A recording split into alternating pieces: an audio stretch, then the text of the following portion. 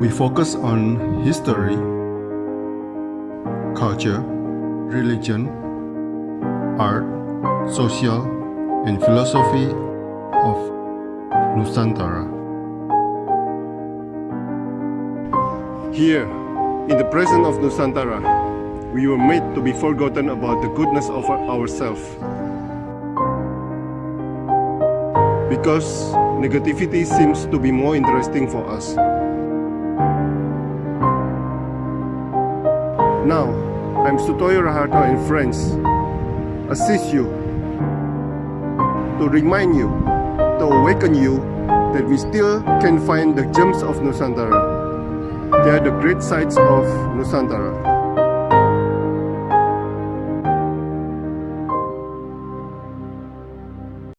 Lo sejak kapan mainnya praktek yoga? Saya mulai tertarik dengan yoga itu dari 2017. Oh, oke. 2017. Itu saat saya mulai belajar yoga. Sebelumnya awalnya itu saya sangat tidak tertarik dengan olahraga. Kemudian setelah sempat saya berhenti dari pekerjaan saya sebelumnya, kemudian mengalami seperti krisis ya, krisis. Identitas saya nggak punya kerjaan, nggak punya kegiatan, mau ngapain gitu. Ada pekerjaan yang lain like small business, tetapi tidak seperti pada saat pekerjaan saya sebelumnya sangat-sangat sibuk. Akhirnya saya mulai mencoba olahraga tapi yang sifatnya seperti nge-gym, lari, seperti itu. Suatu hari saya kena injury di bagian lutut. Ya, injury di bagian lutut yang menyebabkan saya tuh tidak bisa melakukan olahraga yang berat. Saya kemudian mencoba beralih ke yoga dan sampai sekarang jadinya jatuh cintanya ke yoga. Karena sembuh itu. Akhirnya dari yang menyembuhkan lutut saya tanpa harus saya kayak pergi ke dokter. Memang butuh waktu untuk menyembuhkan injury tersebut, tetapi tubuh saya sendiri yang menyembuhkan itu, bukan saya. Kan saya takut tuh kalau saya harus tiba-tiba dioperasi, harus begini begitu, takut gitu, malah nantinya tidak bisa melakukan hal-hal yang lain gitu saja sih. Dan kebetulan yoga memang ya berhasil menyembuhkan lutut. Wow. Saya mulai ya. Selamat pagi Magdalena, seorang yoga practitioner. Saya mulai pertanyaannya ya. We must take adventures in order to know where we truly belong. How far we must take the adventure? And how do we know when we arrive where we belong? Silakan. Buat saya pribadi, adventures tidak harus kita pergi kemana-mana, tidak harus kita melakukan traveling, tetapi adventures itu berada dalam pikiran kita, berada dalam hati kita. Kita bisa membawa petualangan kita kemana saja lewat pikiran dan hati kita. Dalam segi kreativitas, dalam segi ilmu pengetahuan, dan dalam segi buat saya bermimpi. Karena untuk mencapai cita-cita dan untuk berkreativitas kita harus bermimpi. Dan bermimpi itu bagi saya adalah sebuah petualangan yang besar. Karena kita harus bermimpi yang besar. Seperti itu bagi saya. Dan how far we can go to the adventures. Kita juga harus mengerti bahwa adventures itu kalau di dalam mimpi kita bisa adventures as wild as possible as we can. Tetapi dalam adventures itu seberapa jauh kita merealisasikan dalam kenyataan, tentu banyak pertimbangan yang harus kita pikirkan. Seperti misalnya saat ini sedang ada pandemi. Kalau saya punya mimpi, saya mau membuka bisnis, batasan saya adalah bagaimana caranya bisnis saya itu adventures dalam bisnis saya itu bisa berkolaborasi dengan pandemik itu tersebut. Jadi tidak saya menolak dan juga bukan berarti saya santai-santai juga seperti itu. Dan saya juga harus memikirkan keluarga, harus memikirkan juga batasan saya. Kalau saya adalah kreativitas saya. Kalau saya terlalu beradventure tetapi terus membuat kreativitas saya kering, berarti itu sudah tidak bagus. Karena saya perlu tetap feeding my creativity side, which is dimana saya harus menarik diri. Saya harus seperti mungkin di sosial media saya harus menarik dulu sebentar supaya in order for me to go to my next adventure or to execute my dreams, my creativity side harus selalu hidup.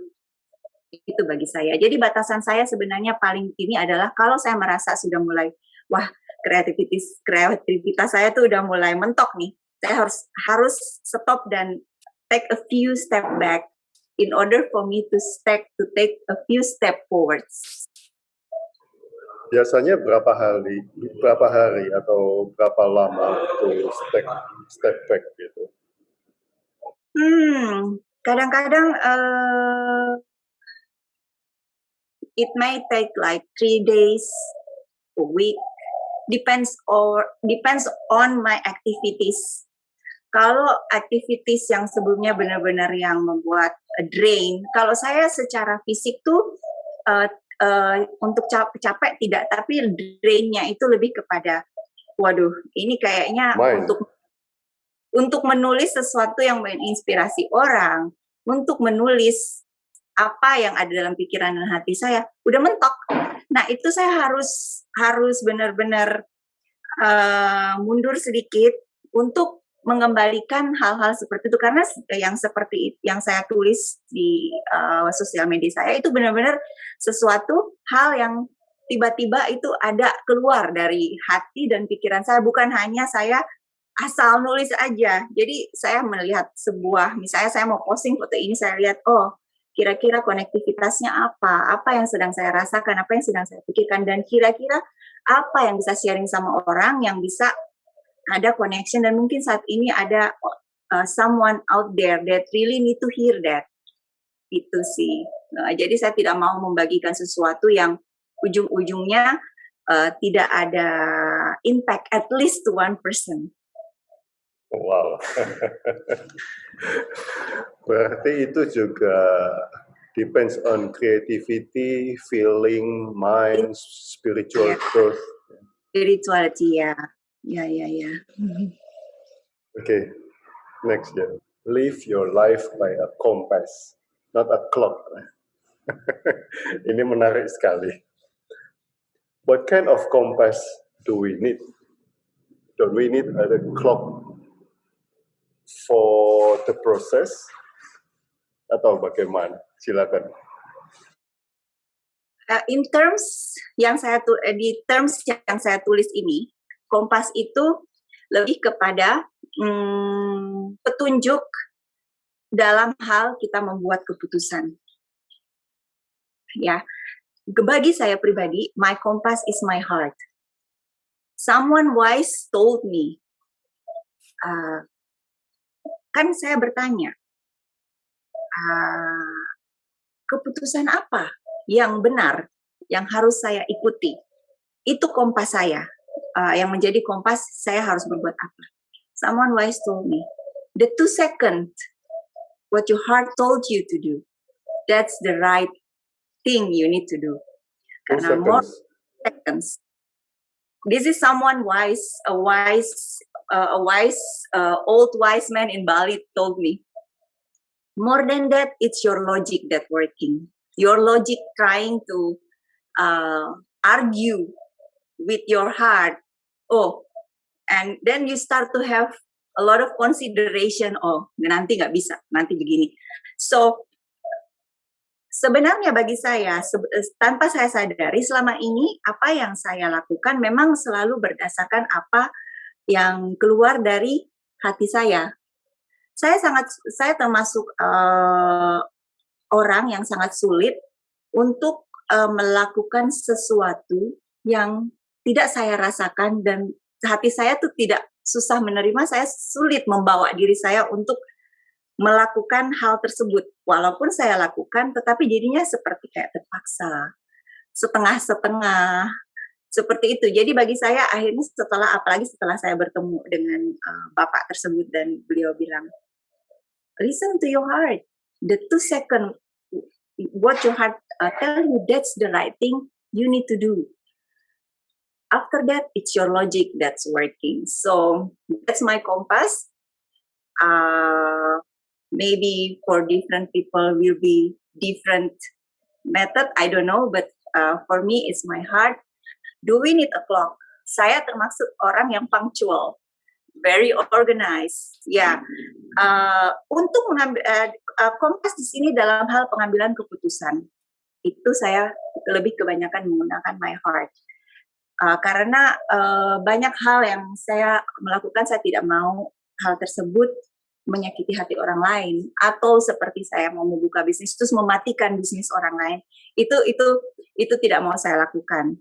Tetapi untuk eksekusinya sendiri, tetap saya harus tepat waktu, tepat janji, tepat kata-kata. Jadi itu yang menjadi kompas dalam perjalanan hidup saya selama ini. Oke, tapi bagaimana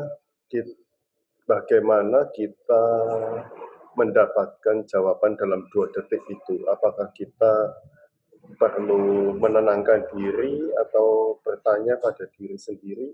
Bagaimana prosesnya untuk mendapatkan 2 detik itu?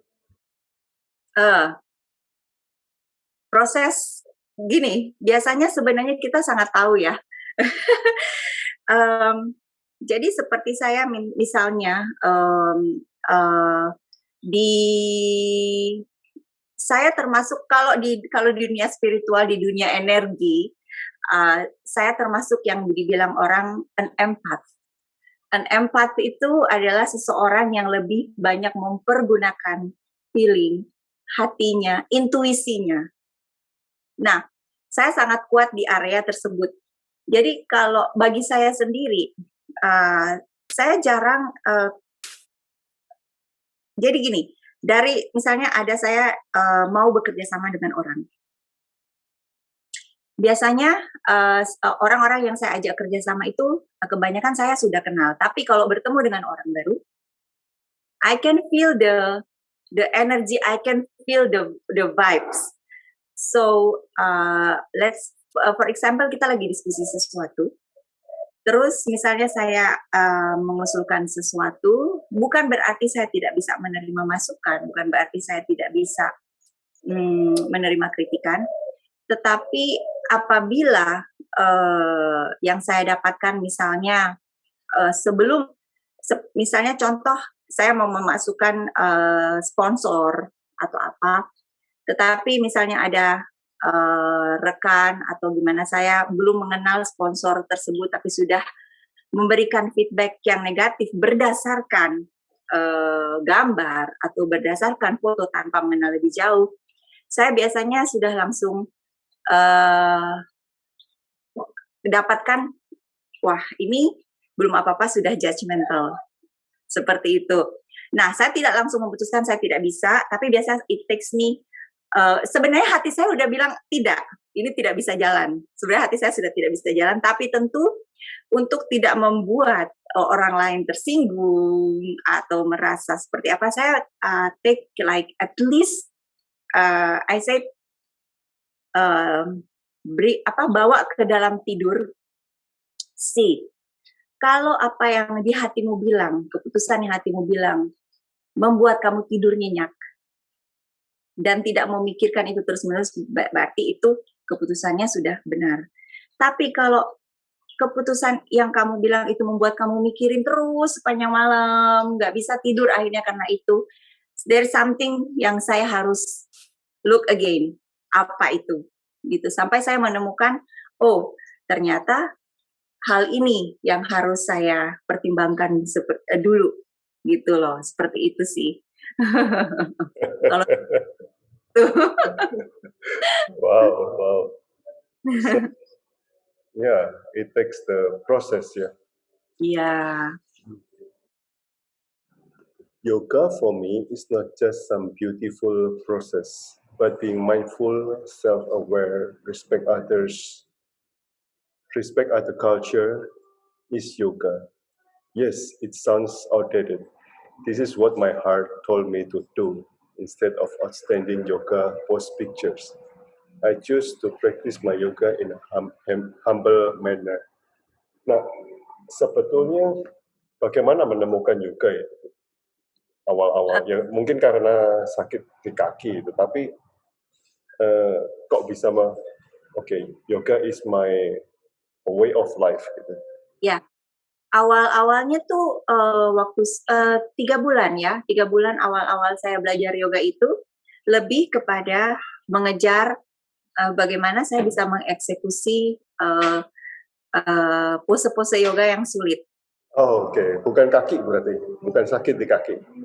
Sakit, pertama awalnya sakit, saya tidak bisa melakukan olahraga yang lain-lain.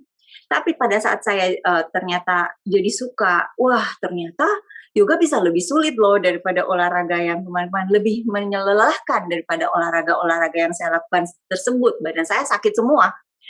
Terus, nah setelah saya terjun di situ, 3 bulan pertama saya lebih kepada, wah saya harus punya ambisi, saya harus bisa melakukan pose yang sulit ini dalam jangka waktu begini bulan deh, saya mampu, saya kuat, seperti itu. Awalnya seperti itu, tapi seiring berjalannya waktu dan kebetulan juga saya bertemu dengan guru-guru yang banyak mengajarkan saya tentang yoga dan saya juga banyak membaca. Ternyata practicing yoga itu lebih kepada membangun ke dalam diri kita sendiri. Itu namanya kita sebut itu yoga out of the mat. Jadi dari awal itu saya sudah lebih tertarik kepada spirituality yoganya tersebut. Tentu saya tetap mau belajar yang lain, tetapi saya tidak punya target untuk mengejar itu kapan saya harus bisa melakukan hal itu. Dan juga yang paling penting adalah self-awareness terhadap diri sendiri. Kita harus tahu kemampuan tubuh kita, sampai di mana kita bisa membawa tubuh kita kayak hari ini. Oke, tubuh kita hanya mengajak kita berlatih 30 menit saja. Mungkin ke depannya beberapa hari kemudian tubuh saya mampu diajak untuk berlatih 3 jam. Sebentar, tapi kadang-kadang kan ada kemalasan. Ya, itu. Nah, tidak harus selalu bersifat fisik.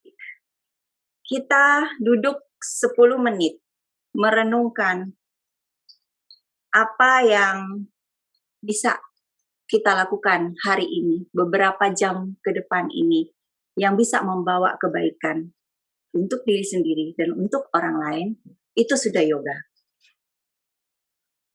Jadi, kita pikirkan, oke, saat kita membuka mata, apa pikiran yang ada pertama dalam pikiran saya? Kalau kita bisa membawa pikiran saat kita membuka mata tersebut, kalau kita bisa membawa pikiran kita saat kita membuka mata dengan sesuatu yang positif, membangun, itu sudah yoga. Wow, Jadi, that's simple. Ya, that's simple. Berlatih seperti misalnya saya bangun, saya bersyukur hari ini saya masih bisa membuka mata dan bernapas. Itu yoga. Kita kadang-kadang kan kita tanpa sengaja bangun begitu, aduh capek banget. Malas banget nih mau bangun. Nah itu ya. Nah, itu bagaimana caranya kita berlatih mengendalikan pikiran kita saat kita membuka mata dengan bersyukur, itu yoga. Jadi tidak harus melakukan gerakan-gerakan yang luar biasa, tidak harus di atas matras yoga. Dimanapun itu kita bisa beryoga. Itu yang yoga spiritualnya. Terus yang saya sebut tadi bahwa yang di posting itu bahwa kita harus menghormati religion, culture. Somehow saya tuh nggak tahu bagaimana punya ini. Jadi kan banyak saya tidak judgmental dengan mereka karena mungkin perjalanan mereka belum sampai ke sana. Karena kan perjalanan spiritual seseorang itu tidak bisa kita paksakan, itu your own self journey. Waktu saya di foto yang saya posting itu kan saya balikan ya.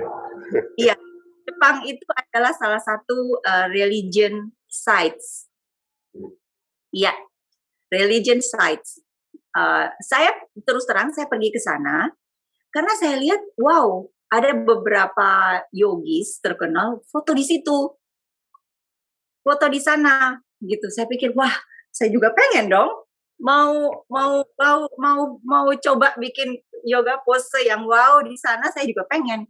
Tapi saat saya benar-benar datang ke lokasi tersebut, saya baru sadar bahwa tempat ini sangat spiritual, bahwa tempat ini adalah tempat orang beribadah. Bukan berarti saya tidak ada keinginan berfoto, tapi saya ingin menyampaikan bahwa ini tempat is a sacred place. We can still convey the message of this place with other manners rather than doing an awesome yoga poses. Seperti menghormati tempat itu, bahwa tempat ini adalah tempat yang tempat orang beribadah, berarti at least, apalagi saya orang Asia, saya harus berpakaian yang pantas di tempat tersebut. Saya harus datang dengan pikiran yang bersih, dengan hati yang bersih. Itu bagi saya sudah yoga in a humble manner. Seperti itu. Oh, simple. Very simple. Tapi ternyata saya belum menanyakan pertanyaan yang asli. Apa? What is the connection between yoga movement, the mind, and the feeling? Sebenarnya tujuan dari yoga movement tersebut adalah melatih our mind to meditate in that pose. Bu, sebentar.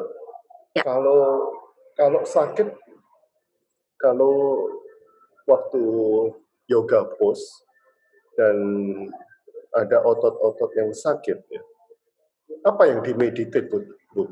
Kan tidak itu. Kita sendiri tidak concentrate, not mindful gitu loh. Itu yang saya bertahun-tahun ingin menanyakan hal itu kepada yoga practitioner. Begini, kita pertama harus mengenali sakit yang kita rasakan itu adalah sakit karena otot yang kaku, belum dilatih, atau sakit yang sudah mengarah kepada self-injury. Pertama harus kita kenali itu. Kalau untuk sesuatu yang kita rasa ini sudah bukan sakit karena otot, kita harus stop di situ. Tapi kalau misalnya itu karena otot yang kaku tidak dilatih, bagaimana caranya kita melatih our mind into that pain? Itu dengan pernafasan. Kita, kalau guru saya bilang, kita mengarahkan oksigen yang kita inhale itu ke arah bagian yang kaku, bagian yang sakit. Kita arahkan ke sana, pikiran kita jangan berpikir soal ini sakit sekali, tapi kita just bilang flow the energy, flow the oxygen through that part, gitu. Terus jadi nanti pelan-pelan, of course jangan dipaksa ya. Jadi biasanya kalau saya yang sudah biasa berlatih sendiri, saya tahu ini masih bisa saya push atau tidak, gitu. Tapi dengan pernafasan, kalau kita tuh ada namanya Ujjayi breathing. Ujjayi breathing itu the ocean breathing. Nah, dengan mendengarkan suara nafas kita sendiri yang bunyinya seperti suara ombak tersebut, bisa menenangkan hati dan pikiran kita dan sedikit melupakan tidak merasakan muscle yang sedang di stretching itu rasakan. seperti itu. Nah, kalau biasanya yoga itu kalau nafasnya udah kacau, berarti kita harus udah jangan memaksakan diri karena nanti akan mengarah kepada injury. Kalau nafasnya Oke, udah jadi nah, pernafasan itu juga ngefek ke itu body. pernafasan sangat-sangat penting dalam yoga untuk mengatur pikiran, mengatur flow energi. Itu pernafasan sangat penting. Dan ya, kembali ke pertanyaan saya, what is the connection between yoga movement, the mind, and the feeling? Oke, yoga movement. Semua yoga movement yang diciptakan oleh para guru-guru besar yoga itu selalu ada keterkaitan dengan mind and your feelings. Karena sebenarnya apa ya tujuan yang diciptakan dari gerakan yoga tersebut? Sebenarnya tujuannya adalah bagaimana kita bisa bermeditasi di dalam pose tersebut. Meditation in movement. Bagaimana cara kita bahkan di posisi yang untuk saya uncomfortable itu. Iya. Seperti foto yang dikirim untuk poster itu, untuk saya it's not comfortable. Itu bisa untuk meditasi itu. Iya, bisa bermeditasi karena sebenarnya pose yang saya kirim itu melatih bukan hanya kekuatan ya, bukan hanya kita memiliki kekuatan, itu lebih kepada how we control our mind. We let go of falling. We let go of our fear of controlling. Karena kita tendensinya adalah mengontrol tubuh kita biar kita tidak jatuh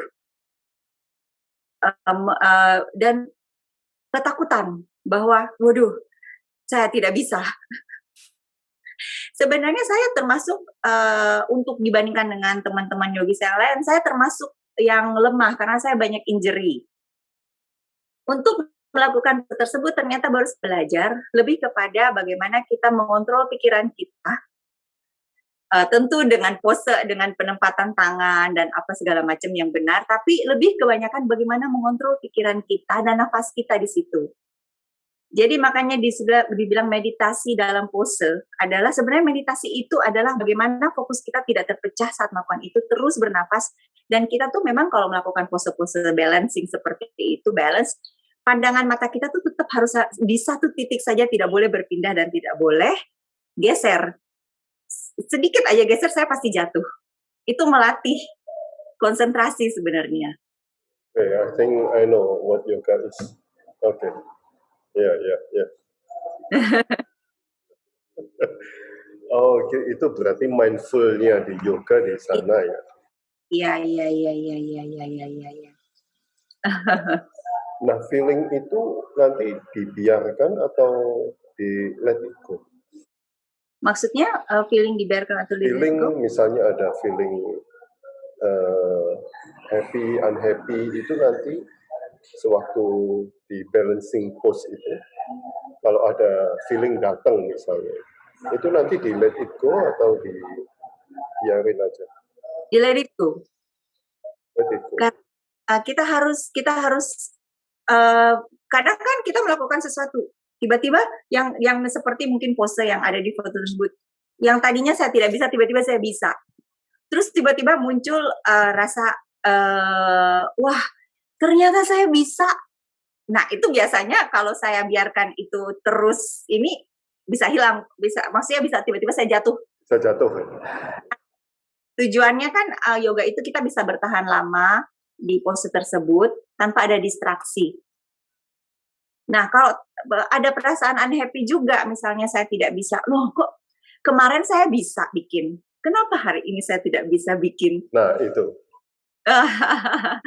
Nah, itu kadang bukan tubuh kita yang tidak mampu, tetapi kemungkinan tubuh kita sedang lelah, atau kita sedang tidak bisa berkonsentrasi.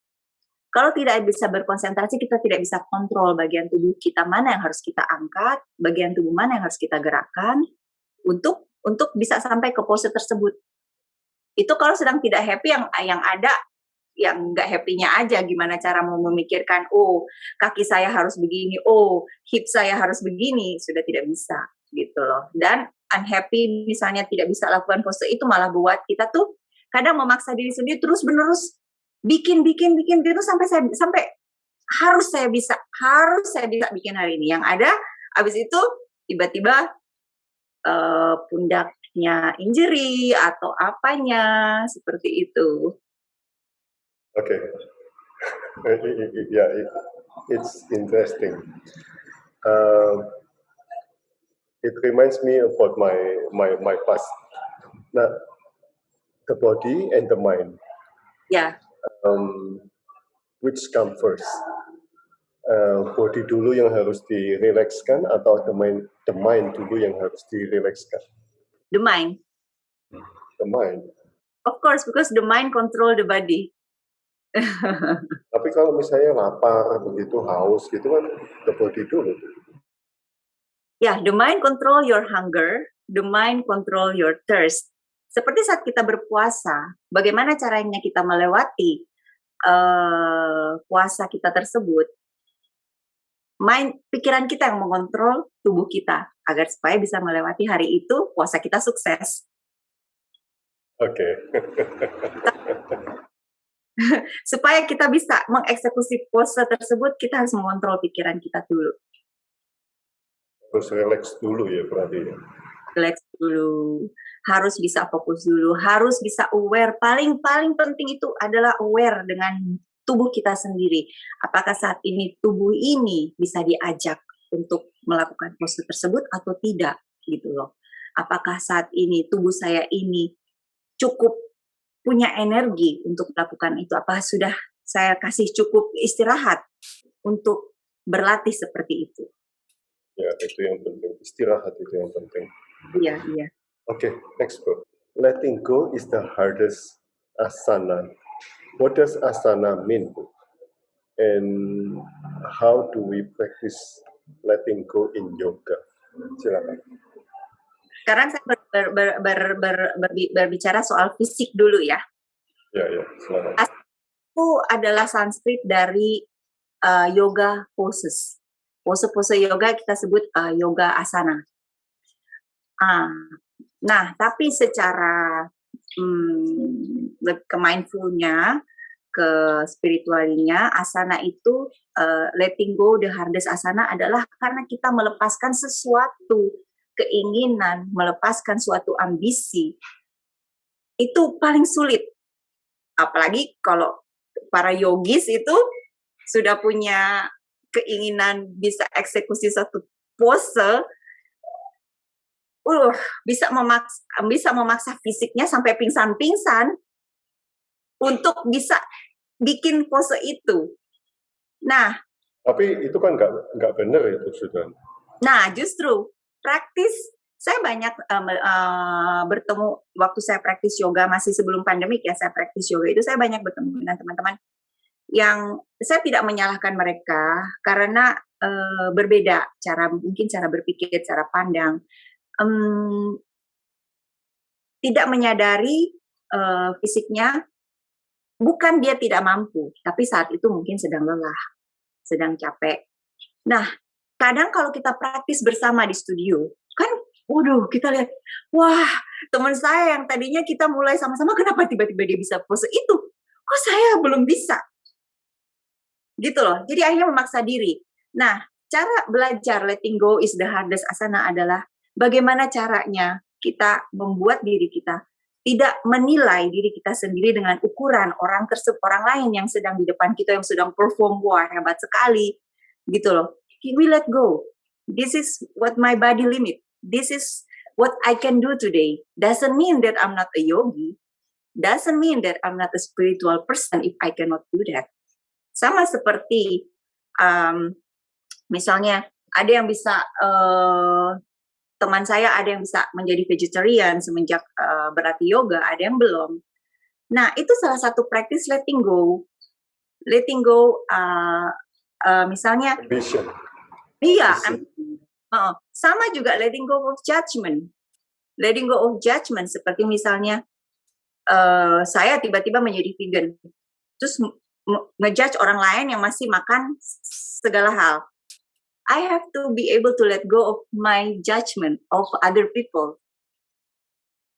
I have to let go of control of myself, of this is what I want to do. Terus nggak dapat marah-marah,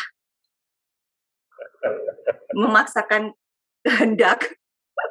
Itu intoleransi. Very hard thing to do. Letting go is a very hard thing to do. Dari hal-hal kecil saja itu sudah susah.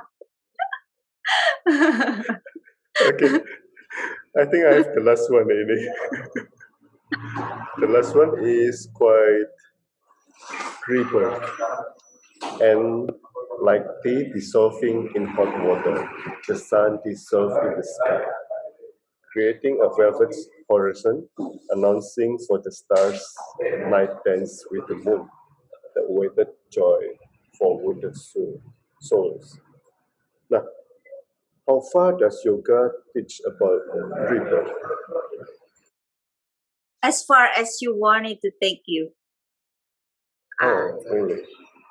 As far as you want it to take you, you can rebirth so many times in this lifetime. That's for me. Contohnya in this lifetime. So apa berarti rebirth di sini the mind rebirth? the mind, your physical also. Jadi sebelum saya beryoga itu saya termasuk orang yang have a lot of anger. It's not easy for me to control anger. I like to control things, and it's difficult, to be able. It takes a lot of pain for me to be able to let it go and to rebirth as a new person. Doesn't mean that I don't have the anger anymore. Doesn't mean that I don't have the control anymore. But now terlahir baru bagi saya itu adalah you become a new person. A new person, it means that when something happen, you know what to do. You're no longer controlled by the emotion that controlled you before. And in physical state, rebirth, like you, sebelumnya mungkin saya itu melihat banyak kekurangan di dalam fisik saya sendiri. Banyak hal yang tidak bisa saya terima. Misalnya, waduh, ini sobek gitu. Saya tidak mau orang melihat ada yang cacat di sini, gitu loh. Rebirth secara fisikal adalah bagaimana saya akhirnya bisa menunjukkan, ini loh, saya gak sempurna.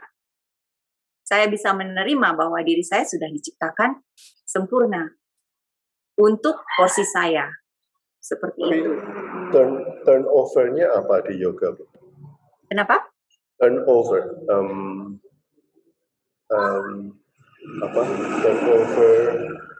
Turning point-nya. Turning point, you really understand rebirth. Turning point-nya adalah sebenarnya itu saya sebelum ini kan tinggal di Jakarta. Di Jakarta itu sibuk. Terus sibuk lebih kebanyakan busy in the mind. Terus waktu saya akhirnya terus memutuskan, oke, saya mau ke Bali. Tadinya cuma mau niatnya mau jalan-jalan, mau liburan, healing. Tapi akhirnya di sini tuh saya menemukan hal yang membuat saya berpikir hal yang baru, yang bisa menyembuhkan saya, bisa saya menerima. Nah, dalam hal ini yoga itu pada saat saya bermeditasi, pada saat saya kembali ke dalam diri saya sendiri, saya mulai berpikir, mulai merasakan, sebenarnya yang membuat saya seperti ini, apa yang saya rasakan itu apa? Bagaimana cara bagaimana caranya supaya hal ini tidak mengontrol saya lagi? Mengontrol misalnya, of course you cannot avoid to be broken hearted, to feel pain, you cannot avoid that. Tapi kan gimana caranya kita mengelola perasaan itu menjadi sebuah pelajaran, menjadi sebuah hal yang positif bahwa okay, this time this is the teacher that want me to learn. Because karena gini, saya baca sesuatu dia bilang, the teacher will always come back to you if you still not learn from it. The teacher will go away when you learn from it. The teacher is not just person, but the teacher is about the heartbroken that come to your life, the failure that come to your life. Seseorang bohongin kamu, seseorang menyakiti kamu, that's your teacher. Bagaimana? Tapi kalau kita tidak pernah belajar, kenapa kita mengalami itu? Seperti misalnya seseorang mencuri dari saya, dengan mudah saya bisa menyalahkan. Aduh, kacau banget tuh orang nyuri dari saya, gini. Yang saya harus cari tahu adalah, oh, saya tidak berhati-hati. Saya membuat orang tersebut tergoda untuk mencuri dari saya. Karena saya tidak berhati-hati. That's the teacher. Tapi kalau kita terus-menerus tidak berhati-hati, selebor, the teacher will always come to us until we learn from that. Wow. Wow.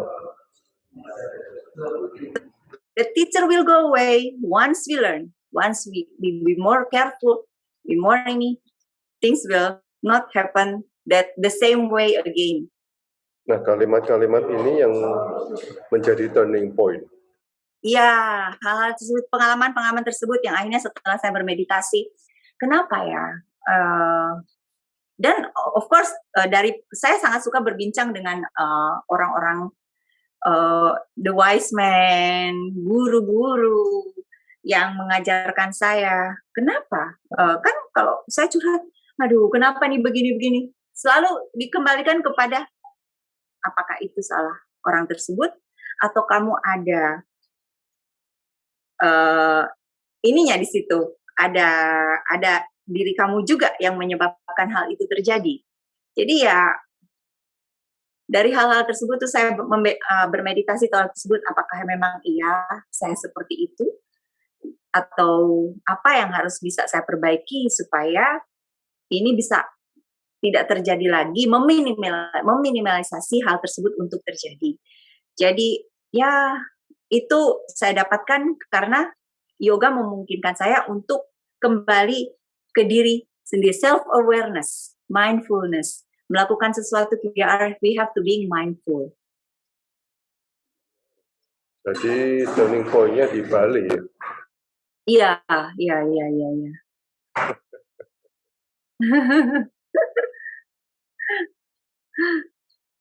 Interesting. We have to meet in Bali. Sure. Interesting. Wow. Yoga experience.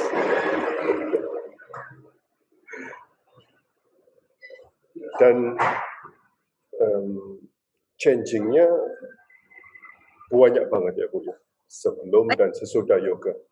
Banyak sekali hal yang saya tahu, saya rasa banyak berubah dari diri saya sendiri ya. Nah itu, misalnya nih, contoh paling simple, kan di Jakarta tuh saya tinggal di apartemen. Kadang-kadang orang yang tinggal di atas saya tuh suka seenaknya buang sampah, buang air. Pernah saya lagi duduk di balkon itu tiba-tiba saya kesiram air. Ada yang nyiram dari atas. Basah semua saya dan tamu saya. Kalau dulu itu saya bisa kayak langsung keluar marah-marah gitu atau langsung komplain ke pengurus apartemen. Ini gimana itu kalau kasih tahu orang? Biasanya seperti itu. Tapi karena yoga saya berpikir it takes a lot of energy to be angry.